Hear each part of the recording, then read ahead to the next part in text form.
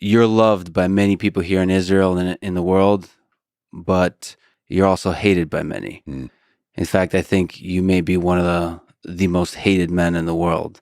So if there's a young man or a young woman listening to this right now who have such hate in their heart, what can you say to them to one day turn that hate into love?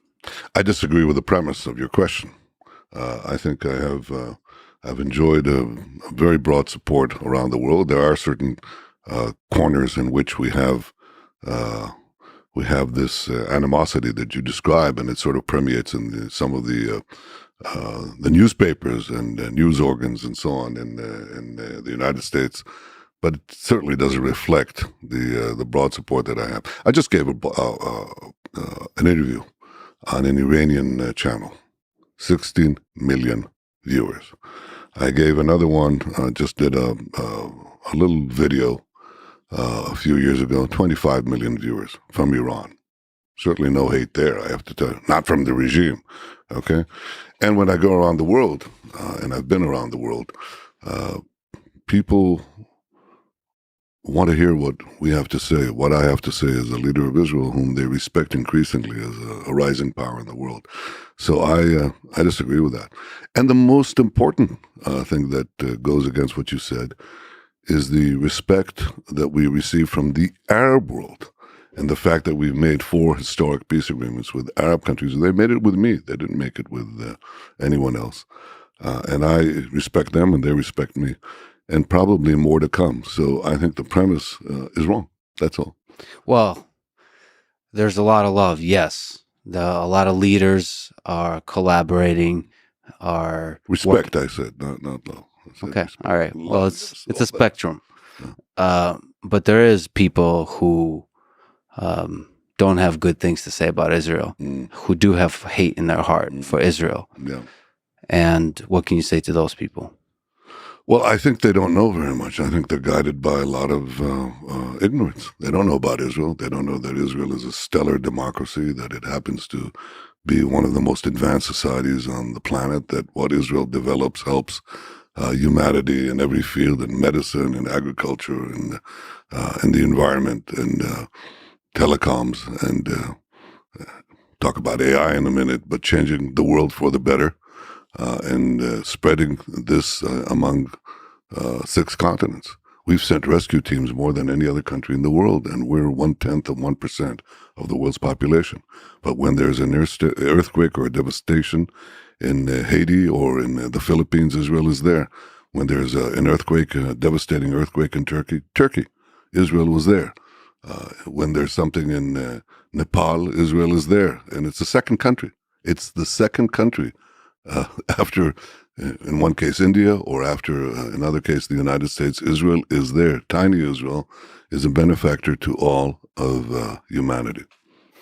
So you're a student of history. If I can just linger on that philosophical notion of hate, that part of human nature.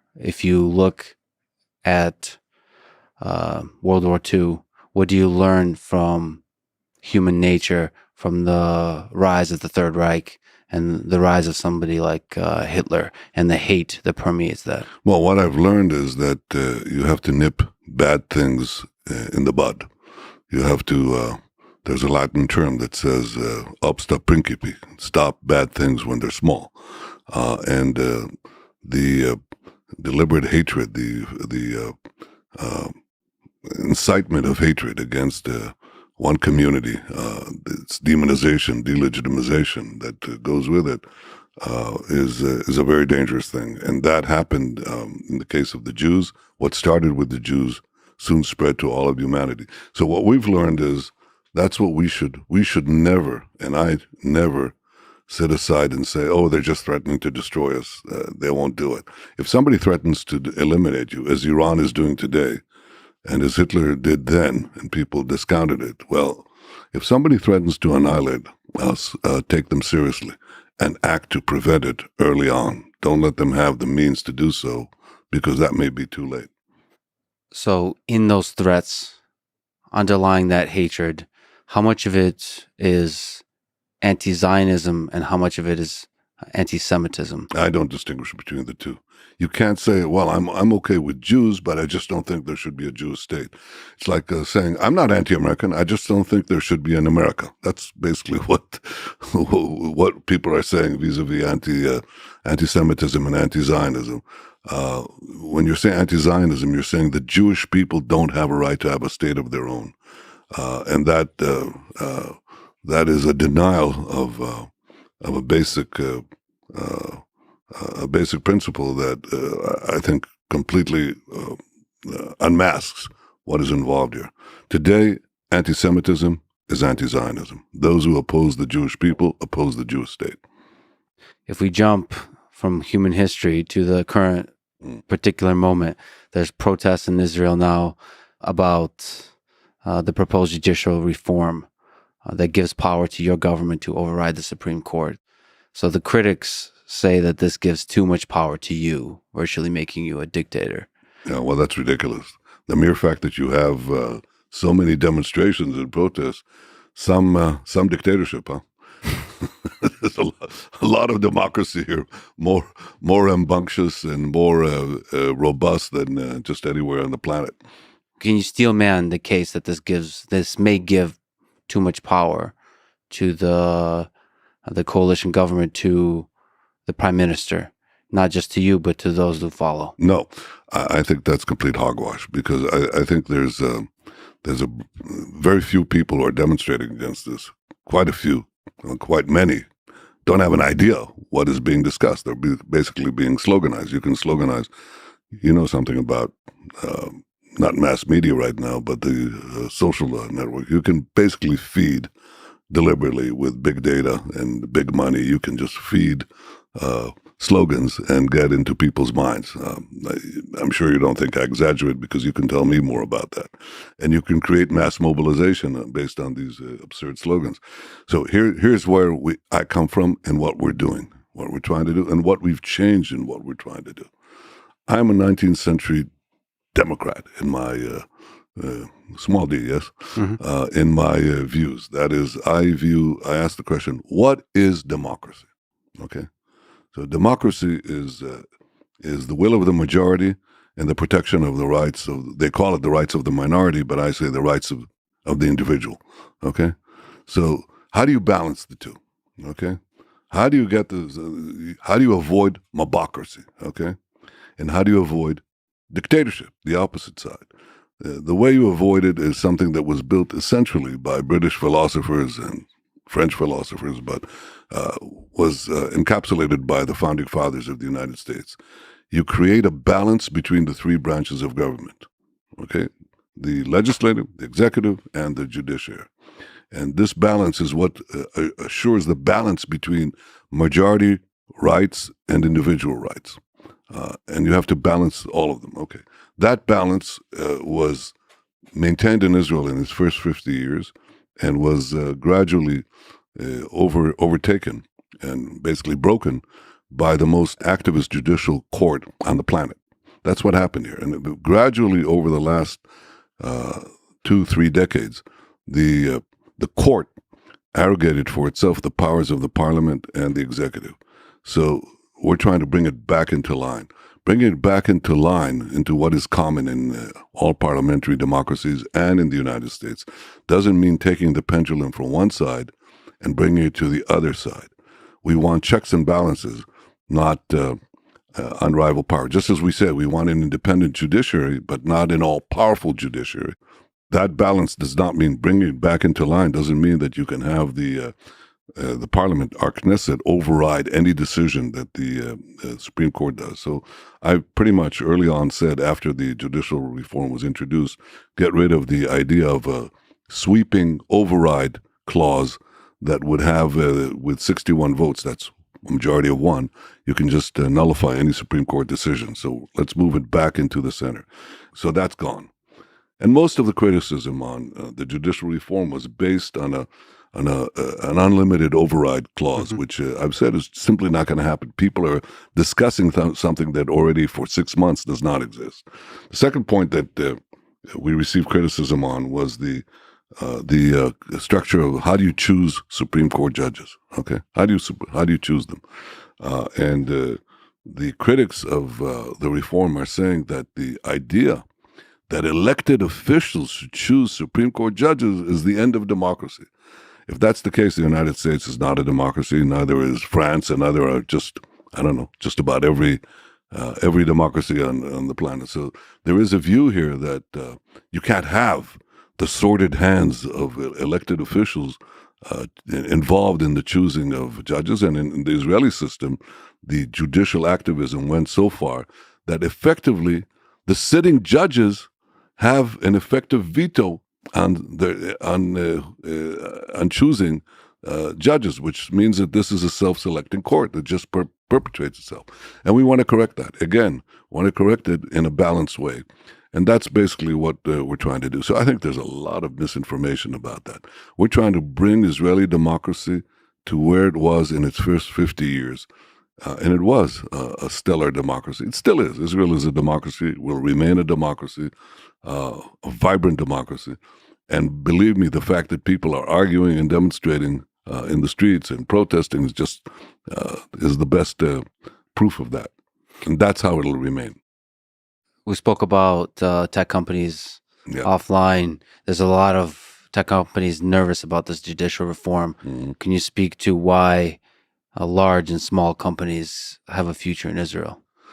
Because Israel is a free market economy. I had something to do with that. I introduced dozens and dozens of free market reforms that made Israel move from $17,000 per capita income to, within a very short time, to $54,000. That's nominal GDP per capita, according to the IMF. And we've overtaken in that Japan, France, Britain, Germany. And how did that happen? Because we unleashed the genius that we have and the initiative and the entrepreneurship that is latent in our population. And to do that, we had to create free markets. So we created that. So Israel has one of the most vibrant free market economies in the world. And the second thing we have is a permanent investment in conceptual products, because we have a permanent investment in the military, in our security services, creating basically knowledge workers who then become knowledge entrepreneurs. And so we create this structure. And that's not going to go away. There's been a decline in investments in high tech globally. I think that's driven by many factors, but the most important one is the interest rate, which I think it'll fluctuate up and down. But Israel will remain a very attractive country because it produces so many knowledge workers in a knowledge-based economy. And it's changing so rapidly. The world is changing. You're looking for the places that have innovation. The future belongs to those who innovate. Israel is the preeminent innovation nation.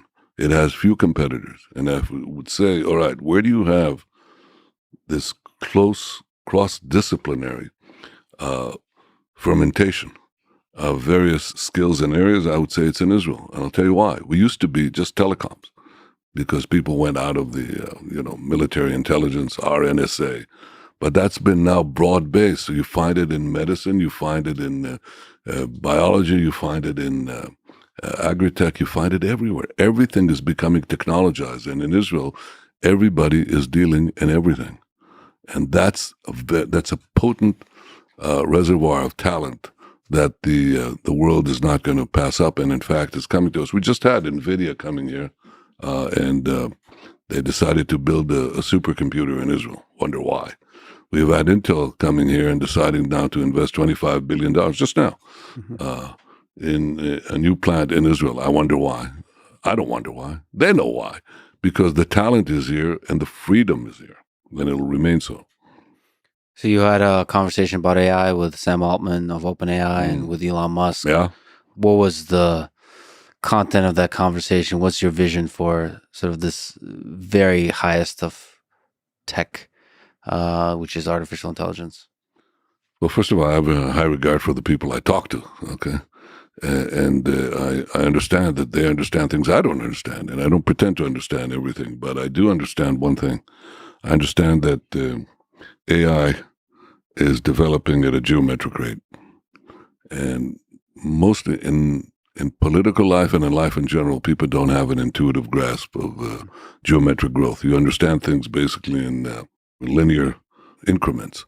And the idea that you're coming up a ski slope is very foreign to people, so they don't understand it, and they're naturally also sort of taken aback by it, because what do you do? Okay? So I think there's several conclusions from my conversations with them and from my other observations that I've been talking about for many years. I'm talking about the need to do this. Well, the first thing is this. There is no possibility of not entering AI with full force. Secondly, there is a need for regulation. Third, it's not clear there will be global regulation. Fourth, it's not clear where it ends up. I certainly cannot say that. Now, you might say, does it come to control us? Okay, that's a question. Does it come to control us? I don't know the answer to that. I think that as one observation that I had from these conversations is, if it does come to control us, that's probably the only chance of having universal regulation, because I don't see anyone deciding to avoid the race and cooperate unless you have that threat. Doesn't mean you can't regulate AI within countries, even without that understanding. But it does mean that there's a limit to regulation, because every country will want to make sure that it's not doesn't give up competitive advantage if there is no universal regulation. I think that right now, just as 10 years ago, I read a novel. I don't read novels, but I was forced to read one by a scientific advisor. I read history. I read about economics. I read about technology. I just don't read novels. Okay. On this, I'm follow Churchill. He said, fact is better than fiction. Well, this fiction would become fact. And it was a book, it was a novel about a Chinese-American future cyber war. Mm-hmm. And I read the book in one sitting, called in a team of experts, and I said, all right, let's turn Israel into one of the world's 5 cyber powers, and let's do it very quickly. And we did, actually. We did exactly that. I think AI is bigger than that and related to that, because it'll affect, cyber affects everything, but AI will affect it even more fundamentally, and the joining of the two could be very powerful. So I think in Israel, we have to do it anyway for security reasons, and we're doing it. But I think, what about our databases that are already very robust on the medical records of 98% of our population?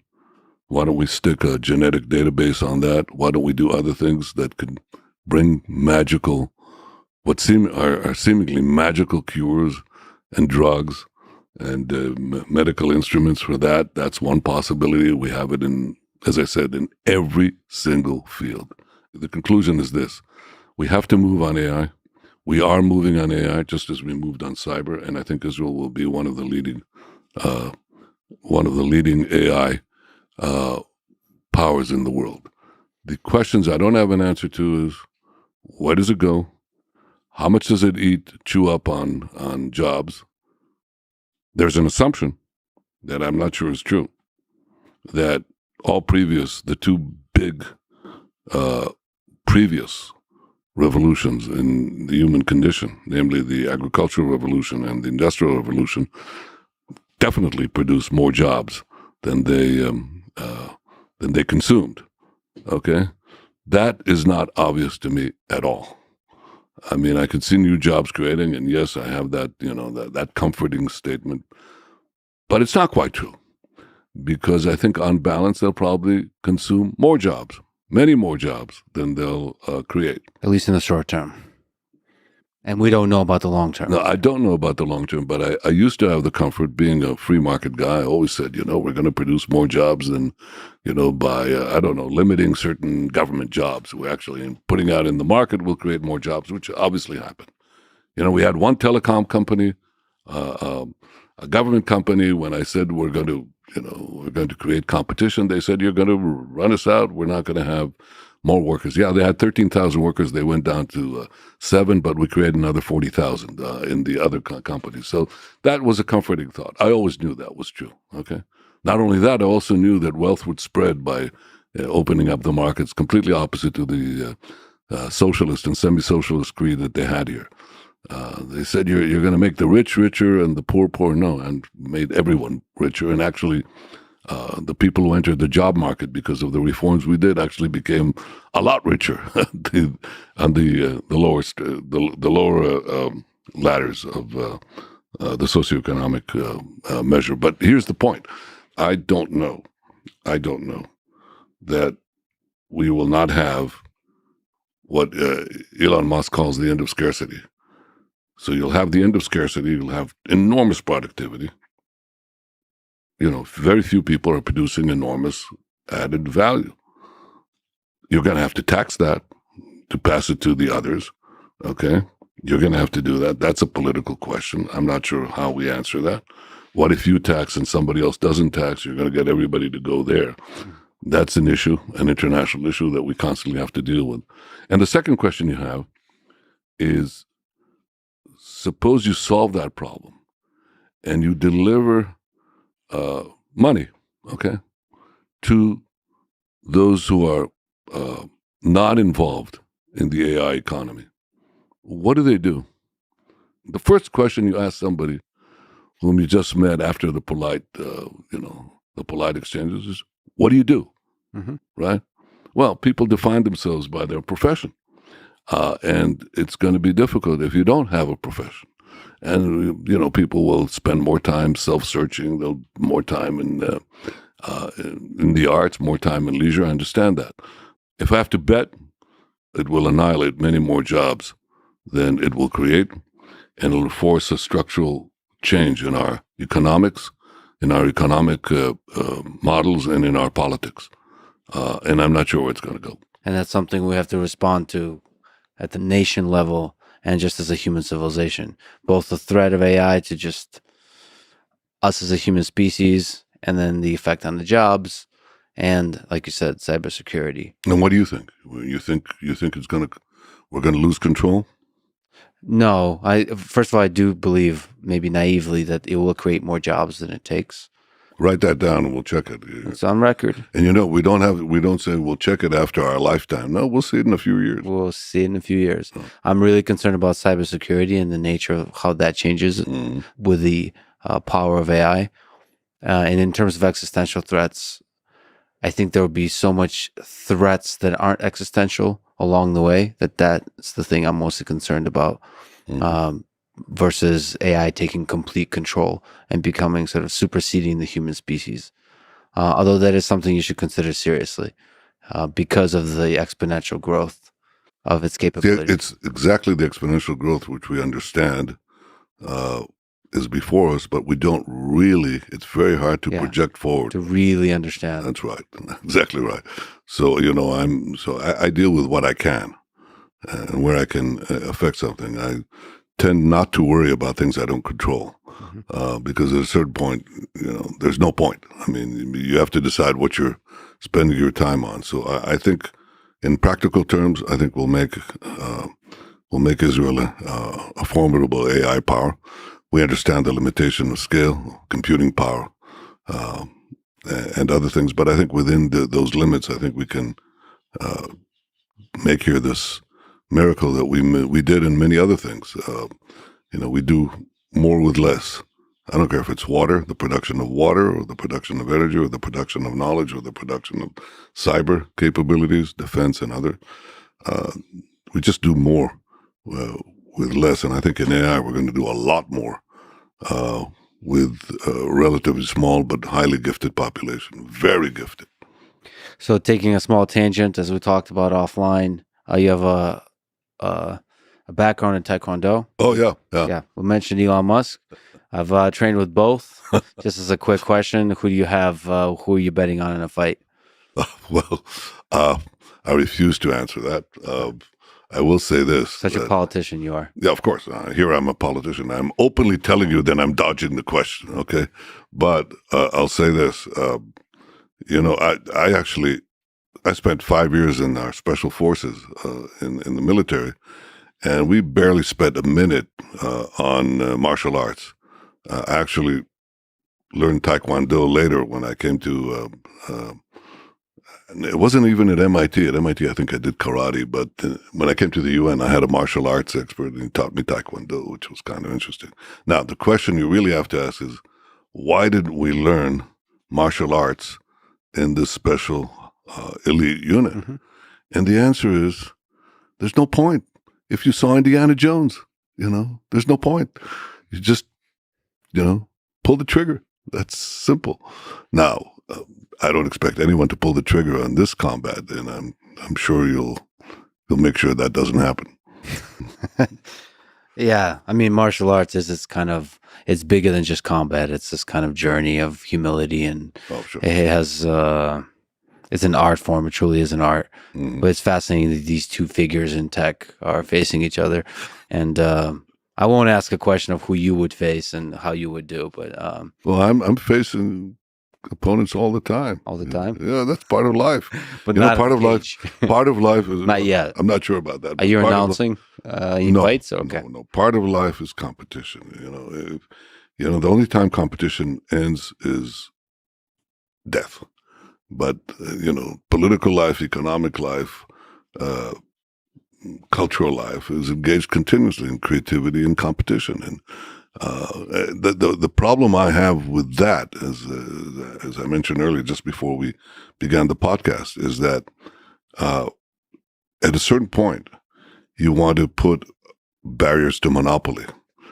And if you're a really able competitor, you're going to create a monopoly. That's what Peter Thiel says is a natural course of things. It's what I learned basically in the Boston Consulting Group. If you're a very able competitor, you'll create scale advantages that give you the ability to lock out your competition. And as a prime minister, I want to assure that there is competition in the market, so you have to limit this competitive power at a certain point. And that becomes increasingly hard in a world where everything is intermeshed. Where do you define market segments? Where do you define monopoly?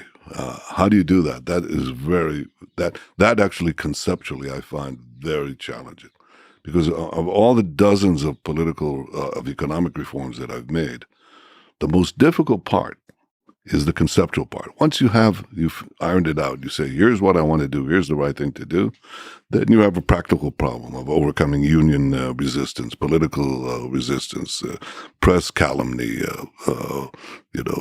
opponents from this or that corner. That's a practical matter. But if you have it conceptually defined, you can move ahead to reform economies or reform education or reform transportation. Fine.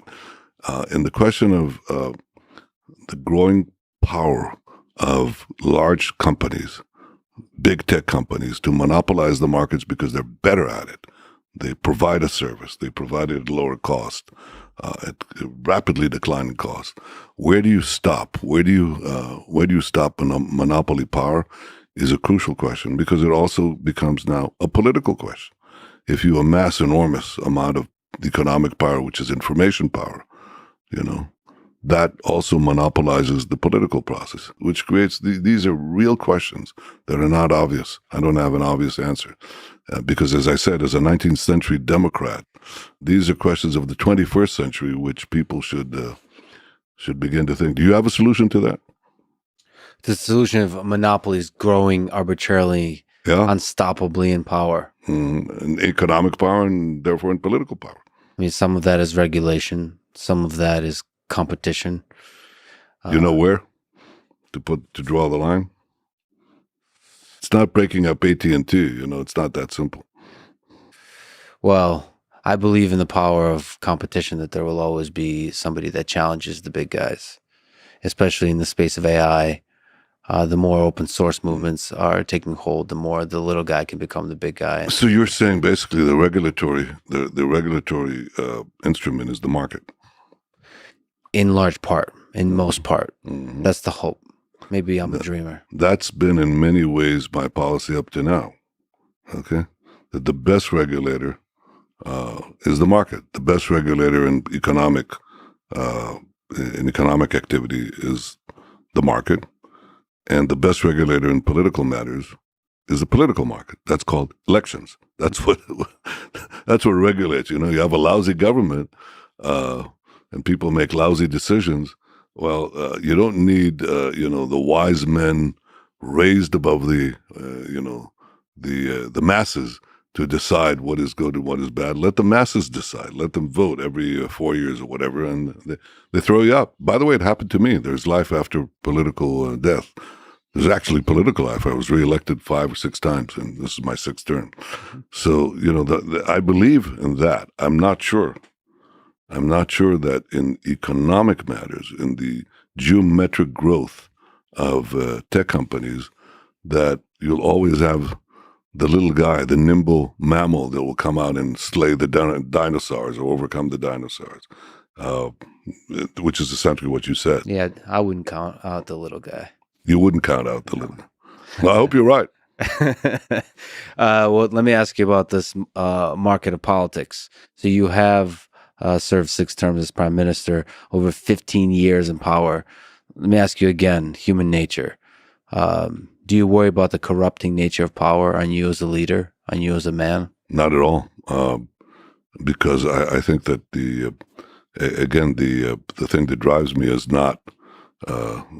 nothing but the mission that I took to assure the survival and thriving of the state, the Jewish state. That is, its economic prosperity, but its security and its ability to achieve peace with our neighbors, and I'm committed to it. I think there are many things that have been done. There are a few big things that I can still do, but it doesn't only depend on my sense of mission. It depends on the market, as we say. It depends really on the will of the Israeli voters, and the Israeli voters have decided to vote for me again and again, even though I wield no power in the press, no power in many quarters here, and so on. Nothing. I mean, I'm going to be very soon the longest serving prime minister in the last half century in the Western democracies.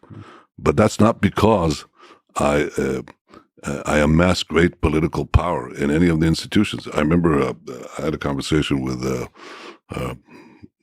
Silvio Berlusconi, who recently died, and he said to me about 15 years ago, something like that. He said, "So, Bibi, how many of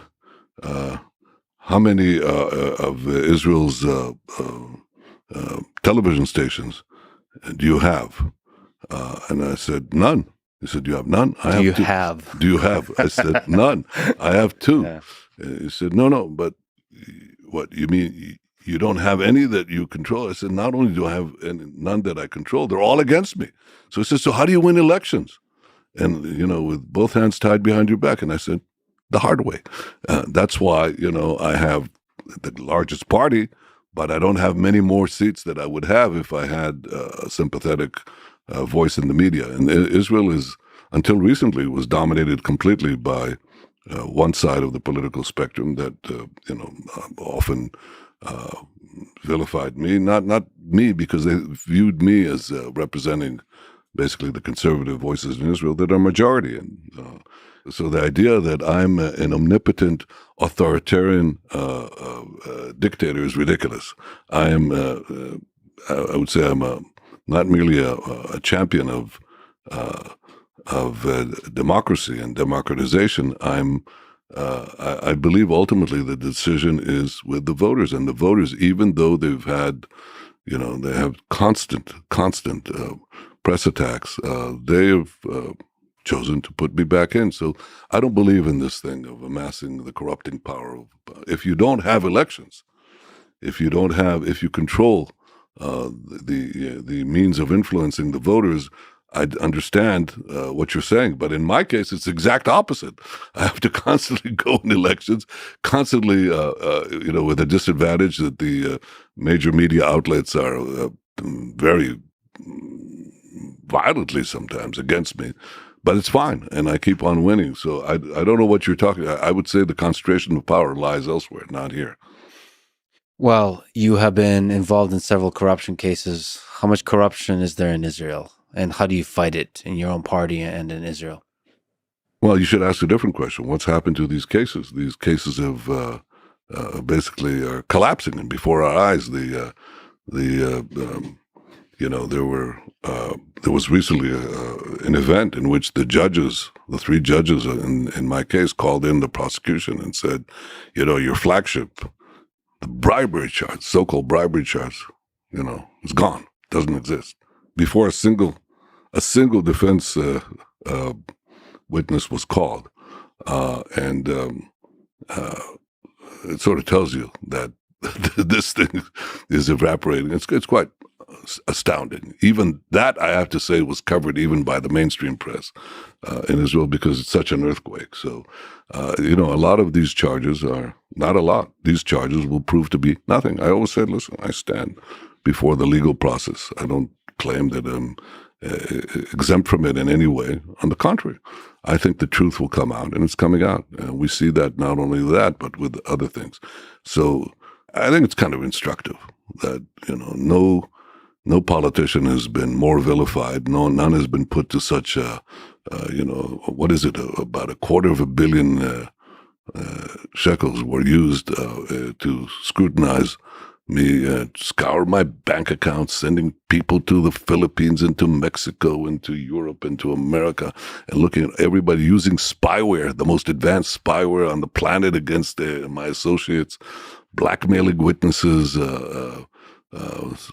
telling them, think about your family, think about your wife, you better tell us what you want. All that is coming out in the trial. So I would say that most people now are no longer asking, including my opponents. It's sort of trickling in as the stuff comes out. People are not saying, what did Netanyahu do? Because he apparently did nothing. What was done to him is something that people ask. What was done to him? What was done to our democracy? What was done in the attempt to put down somebody who keeps winning elections despite the handicaps that I described? Maybe we can nail him by framing him.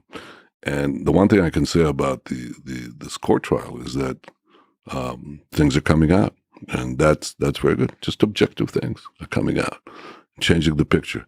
So I would say the attempt to brand me as corrupt is falling on its face, but the thing that is being uncovered in the trial, such as the use of spyware on a politician's surroundings to try to shake them down in investigations, put them in flea-ridden cells for 21 days, invite their 84-year-old mother to investigations without cause, bringing in their mistresses in the corridor, shaking them down.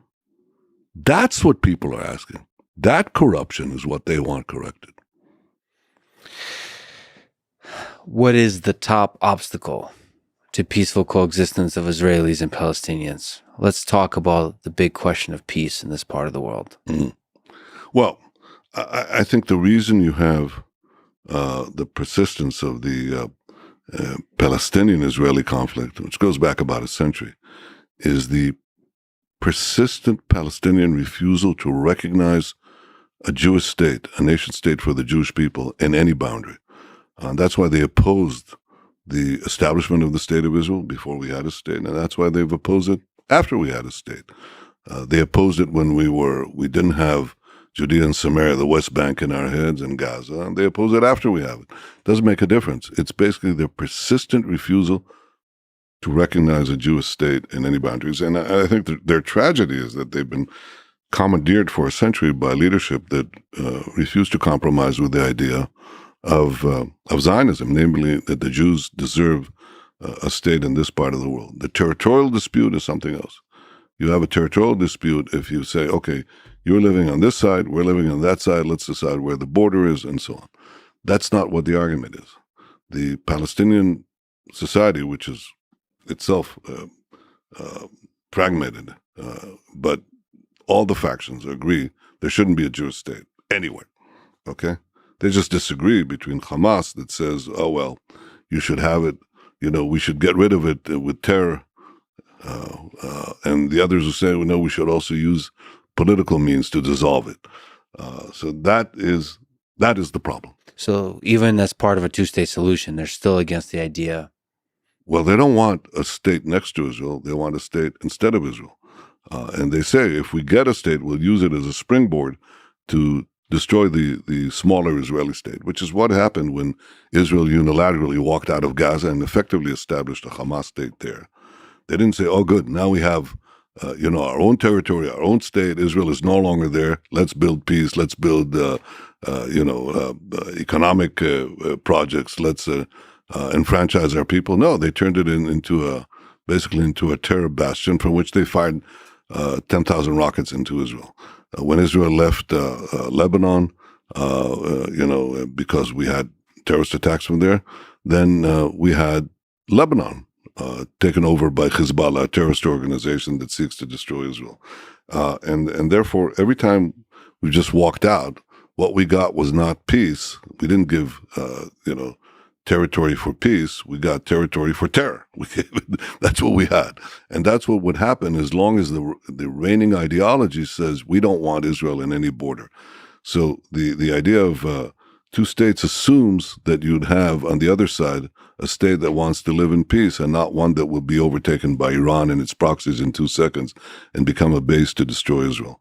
And therefore, I think that most Israelis today, if you ask them, they'd say it's not going to work in that concept. So what do you do? What do you do with the Palestinians?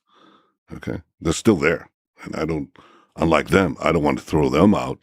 They're going to be living here, and we're going to be living here in an area which is, by the way, just to understand, the entire area of so-called West Bank and Israel is the width of the Washington Beltway, more or less, just a little more, not much more. You can't really divide it up. You can't say, well, you're going to fly in. Who controls the airspace? Well, it takes you about 2.5 minutes to cross it with a regular 747. Okay, with a fighter plane, it takes you 1.5 minutes. Okay, so you're not.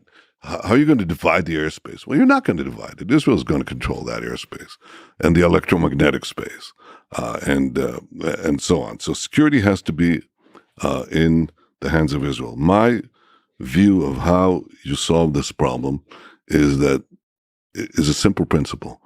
The Palestinians should have all the powers to govern themselves and none of the powers to threaten Israel, which basically means that the responsibility for overall security remains with Israel. And from a practical point of view, we've seen that every time that Israel leaves a territory and takes its security forces out of an area, it immediately is overtaken by Hamas or Hezbollah or jihadists who basically are committed to the destruction of Israel and also bring misery to the Palestinians or Arab subjects. So I think that that principle is less than perfect sovereignty because you're taking a certain amount of powers, sovereign powers, especially security, away. But I think it's the only practical solution. So people say, but it's not a perfect state. I say, okay, call it what you will. Call it, limited sovereignty, call it autonomy plus, call it whatever you want to call it. But that's the reality. And right now, if you ask Israelis across the political spectrum, except the very hard left, most Israelis agree with that. They don't really debate it. So a two-state solution where Israel controls the security of the entire region. We don't call it quite that. I mean, there are different names, but the idea is, yes, Israel controls security in it's the entire area. It's this tiny area between the Jordan River and the sea. I mean, it's like, you can walk it in not one afternoon. If you're really fit, you can do it in a day. Less than a day. I did. So the expansion of settlements in the West Bank has been a top priority for this new government. Many harshly criticize this as contributing to escalating the Israel-Palestine tensions. Yeah, well, can you understand that perspective that this expansion of settlements is not good for this two-state solution? Yeah, I can understand what they're saying, and they don't understand why they're wrong. First, most Israelis who live in Judea, Samaria, live in urban blocks, and that accounts for about 90% of the population. Okay. And everybody recognizes that those urban blocks are going to be part of Israel in any future arrangement. So they're really arguing about something that has already been decided and agreed upon, really, by Americans, even by Arabs, many Arabs. They don't think that Israel is going to dismantle these blocks. You know, you look outside the window here, and within about a mile from here, is you have Jerusalem. Half of Jerusalem grew naturally beyond the old 1967 border. So you're not going to dismantle half of Jerusalem. That's not going to happen. And most people don't expect that. Then you have the other 10% scattered in tiny, in small communities. And people say, well, you're going to have to take them out. Why? Why? Remember that in pre-1967 Israel, we have over 1.5 million Arabs here. We don't say, oh, Israel has to be ethnically cleansed from Arabs from its Arab citizens in order to have peace. Of course not. Jews can live among Arabs and Arabs can live among Jews. And what is being advanced by those people who say that we can't live in our ancestral homeland in these disputed areas? Nobody says that this is Palestinian areas. And nobody says that these are Israeli areas. We claim them. They claim them. We've only been attached to this land for, 3,500 years. But, but it's a dispute. I agree. But I don't agree that we should throw out the Arabs, and I don't think that they should throw out the Jews. And if somebody said to you, the only way we're going to have peace with Israel is to have an ethnically cleansed Palestinian entity, that's outrageous. If you said the only way, you shouldn't have Jews living in, in suburbs of London or New York and so on, I don't think that will play too well. The world is actually advancing a solution that says that Jews cannot live among Arabs and Arabs cannot live among Jews. I don't think that's the right way to do it. And I think there's a solution out there, but I don't think we're going to get to it, which is less than perfect sovereignty, which involves Israeli security maintained for the entire territory by Israel, which involves not rooting out anybody, not kicking out, uprooting Arabs or Palestinians. They're going to live in enclaves in sovereign Israel, and we're going to live probably in enclaves there, probably through transportational continuity as opposed to territorial continuity. That is, for example, you can have tunnels and overpasses and so on that connect the various communities. We're doing that right now. And it actually works. I think there is a solution to this. It's not the perfect world that people think of, because that model, I think, doesn't apply here. If it applies elsewhere, it's a question. I don't think so. But I think there's one other thing, and that's the main thing that I've been involved in. People said, if you don't solve the Palestinian problem, you're not going to get to the Arab world. You're not going to have peace with the Arab world. Remember, the Palestinians are about 2% of the Arab world. And the other 98%, you're not going to make peace with them, and that's our goal. And for a long time, people accepted that. After the initial peace treaties with Egypt, with Prime Minister Begin of the Likud and President Sadat of Egypt, and then with Jordan, between Prime Minister Rabin and King Hussein, for a quarter of a century, we didn't have any more peace treaties because people said, you got to go through the Palestinians. And the Palestinians, they don't want a solution of the kind that I described, or any kind, except the one that involved the dissolution of the state of Israel. So we could wait another half century. And I said, no. I don't think that we should accept the premise that we have to wait for the Palestinians, because we'll have to wait forever. So I decided to do it differently. I decided to go directly to the Arab capitals and to make the historic Abraham Accords and essentially reversing the equation, not a peace process that goes inside out, but outside in. And we went directly to these countries and forged these breakthrough peace accords with the United Arab Emirates, with Bahrain, with Morocco, and with Sudan. And we're now trying to expand that in a quantum leap with Saudi Arabia. What does it take to do that with Saudi Arabia, with the Saudi Crown Prince Mohammed bin Salman?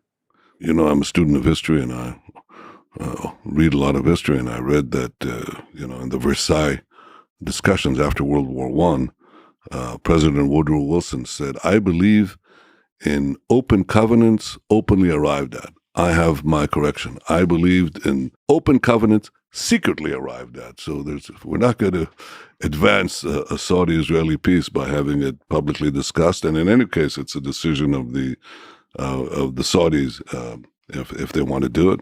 But there's obviously a mutual interest. So here's my view. If we try to wait for the 2% in order to get to the 98%, we're going to fail, and we have failed. If we go to the 98%, we have a much greater chance of persuading the 2%. You know why? Because the 2%, the Palestinian hope to vanquish the state of Israel and not make peace with it, is based, among other things, on the assumption that eventually the 98%, the rest of the Arab world, will kick in and destroy the Jewish state, help them to dissolve or destroy the Jewish state.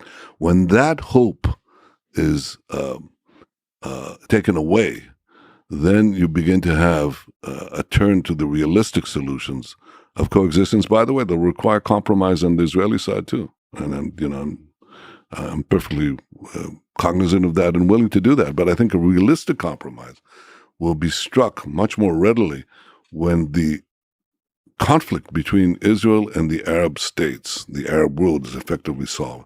And I think we're on that path. It was a conceptual change, just like, I've been involved in a few. I told you the conceptual battle is always the most difficult one. And, I had to fight this battle to convert a semi-socialist state into a free market capitalist state. And I have to say that most people today recognize the power of competition and the benefits of free markets. So we also had to fight this battle that said you have to go through the Palestinian strait, S-T-R-A-I-T, to get to the other places. There's no way to avoid this. You have to go through this impassable pass. And I think that now people are recognizing that we'll go around it and probably circle back. And that, I think, actually gives hope not only to have an Arab-Israeli peace, but circling back an Israeli-Palestinian peace. And obviously, this is not something that you find in the sound bites and so on, but in the popular discussion of the press. But that idea is permeating, and I think it's the right idea because I think it's the only one that will work. So expanding the circle of peace, just to linger on that, requires what? Secretly talking man to man, human to human, to leaders of other nations. And theoretically, you're right. Theoretically. Okay. Well, let me ask you another theoretical question.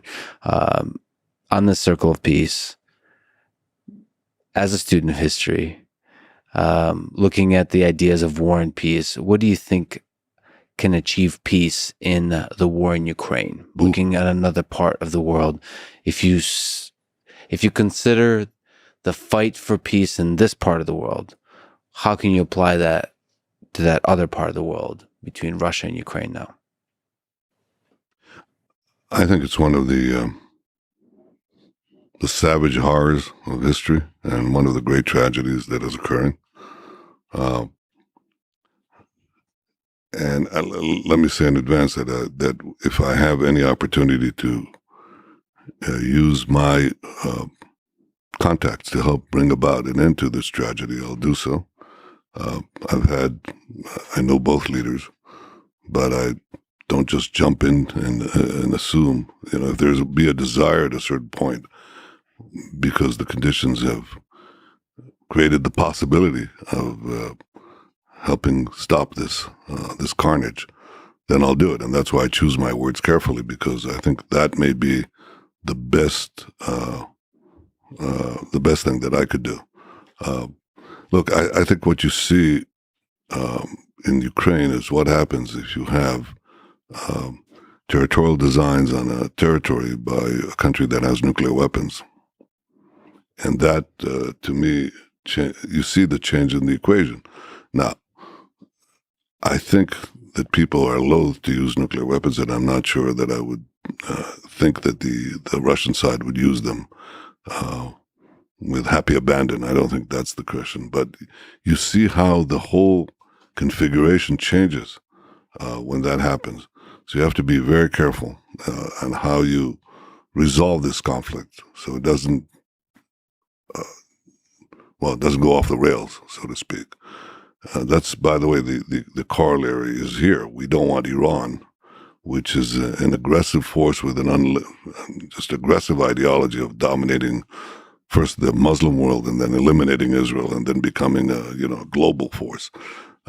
Having nuclear weapons, it's totally different when they don't have it than when they do have it.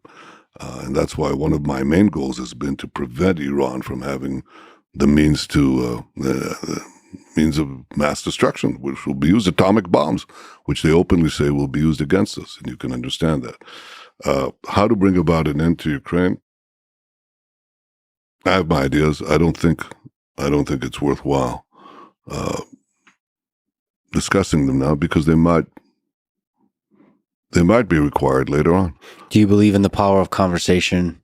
Since you have contacts with Volodymyr Zelensky and Vladimir Putin, just leaders sitting in a room and discussing how the end of war can be brought about? I think it's a combination of that, but I think it's the question of interest and whether you have to get both sides to a point where they think that conversation will lead to something useful. I don't think they're there right now.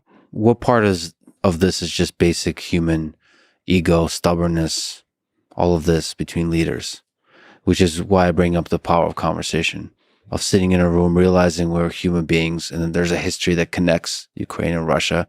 Yeah, I don't think they're in a position to enter a room right now, realistically. I mean, you can posit that it would be good if that could happen, but entering the room is sometimes more complicated than what happens in the room. And there's a lot of, pre-negotiation on the negotiation. Then you negotiate endlessly on the negotiation. They're not even there.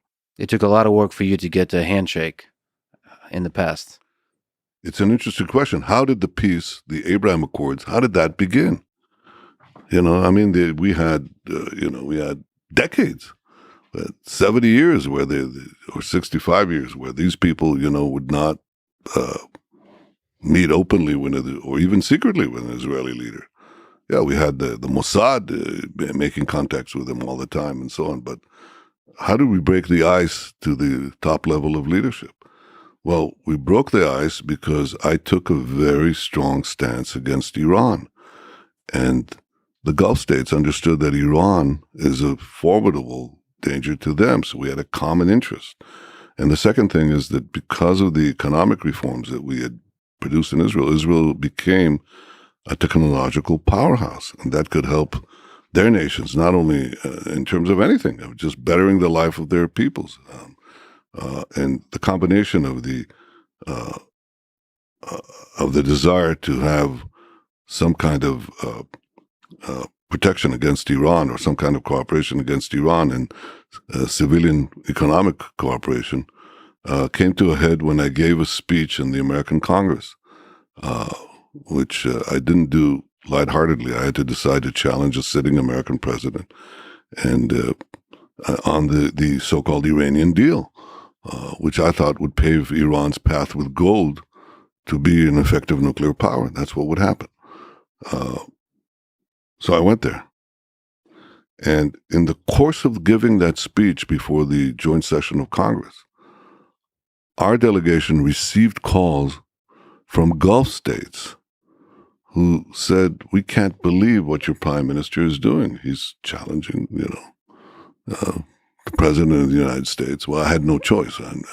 Because I thought my country's own existence was imperiled.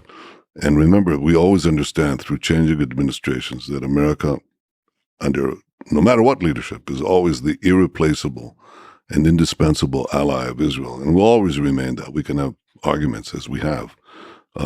But in the family, as we say, in the mishpocha, it's the family. But nevertheless, I was forced to take a stand. That produced calls from Gulf states that ultimately led to clandestine meetings that ultimately flowered into the Abraham Accords. And I think we're at a point where the idea of ending the Arab-Israeli conflict, not the Palestinian-Israeli conflict, the Arab-Israeli conflict can happen. I'm not sure it will. It depends on quite a few things, but it could happen. And if it happens, it might open up the ending of the Israeli-Islamic conflict. Remember, the Arab world is a small part. It's an important part, but there are large Islamic populations, and could bring about an end to an historic enmity between Islam and Judaism. It could be a great thing. So I'm looking at this larger thing now. You can be hobbled by saying, well, you've had this,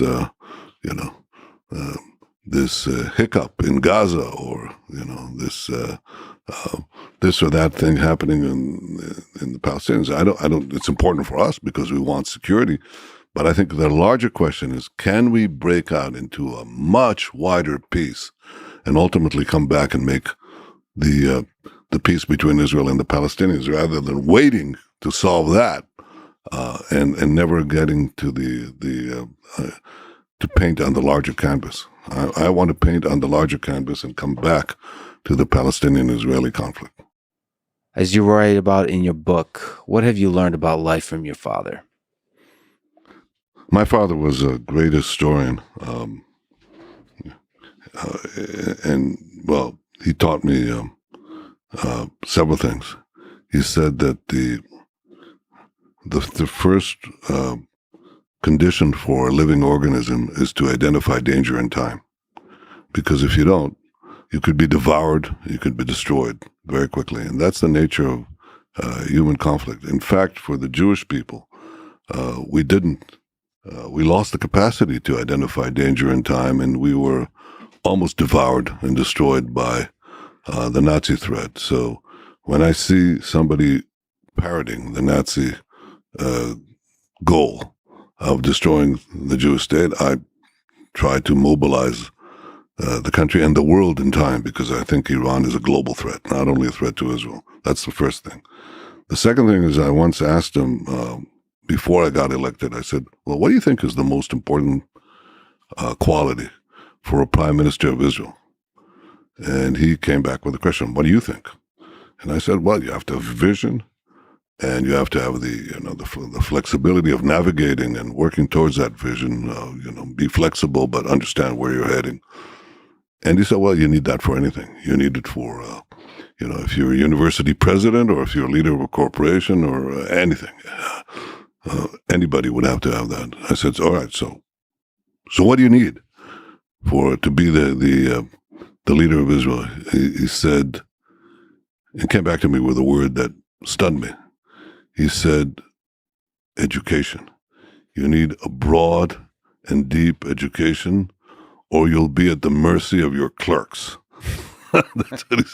or the press, or whatever. You have to be able to do that. Now, as I spend time in government, being reelected, by the people of Israel, I recognize more and more how right he was. You need to constantly ask yourself, where's the direction we want to take the country? How do we achieve that goal? But also understand that new disciplines are being added. You have to learn all the time. You have to learn all the time. You have to add to your intellectual capital all the time. Kissinger said that he wrote that once you enter public life, you begin to draw on your intellectual capital, and it'll be depleted very quickly if you stay a long time. I disagree with that. I think you have to constantly increase your understanding of things as they change, because my father was right. You need to broaden and deepen your education as you go along. You can't just sit back and say, well, I studied some things in university or in college or in Boston or at MIT, and that's enough. I've done it. No. Learn. Never stop. And if I may suggest, as part of the education, I would add in a little literature, maybe Dostoevsky, in the plentiful of time you have as a prime minister to read. Well, I read him, but I'll tell you what I think is bigger than Dostoevsky. Oh, no. Yeah. Well, who's that? Not who's that, but what's that? Mm-hmm. Dan Rather came to see me with his grandson a few years ago, and he asked me, the grandson asked me, he was a student in Ivy League college, and he said he's 18 years old and he wants to study to enter politics. Mm-hmm. And he said, what's what's the most important thing that I have to study to enter a political life? And I said, you have 3 things you have to study. Okay? History, and history. That's the fundamental discipline for political life. But then you have to study other things. Study economics, study politics, and so on, and study the military. I had an advantage because I spent some years there, so I learned a lot of that. But I had to acquire the other disciplines, and you never acquire enough. So read. And by the way, if I have to choose, I read history, and history. Good works of history, not lousy books. Last question. You've talked about a survival of a nation. Mm-hmm. You yourself are a mortal being. Do you contemplate your mortality? Do you contemplate your death? Are you afraid of death? Aren't you? Yes. Who's not? I mean, if you're a conscience, if you're a being with conscience, I mean, one of the unhappy things about the human brain is that it can contemplate its own demise. And so we all make our compromises with this. But I think the question is what lives on? What lives on beyond us? And I think that you have to define how much of posterity do you want to influence. I cannot influence the course of humanity. We all are specks, little specks. So that's not the issue. But in my case, I've devoted my life to a very defined purpose, and that is to assure the future and security and I would say permanence, but that is obviously a limited thing, of the Jewish state and the Jewish people. And I don't think one can exist without the other. So I've devoted my life to that, and I hope that in my time on this earth and in my years in office, I'd have contributed to that. Well, you had one heck of a life, starting from MIT to 6 terms as prime minister. Thank you for this stroll through human history and for this conversation. It was an honor. Thank you, and I hope you come back to Israel many times. Remember, it's the innovation nation. It's a robust democracy. Don't believe all the stuff that you're being told. It'll remain that. It cannot be any other way. And I'll tell you the other thing. It's the best ally of the United States. And its importance is growing by the day because our capacities in the information world are growing by the day. We need a coalition of the like-minded smarts. This is a smart nation, and we share the basic values of freedom and liberty with the United States. So the coalition of the smarts means Israel is the 6th eye, and America has no better ally. All right, now off mic, I'm going to force you to finally tell me who's going to win, Elon Musk or Mark Zuckerberg, but that's it's a good time to end. We ran out of time here. I'll tell you outside.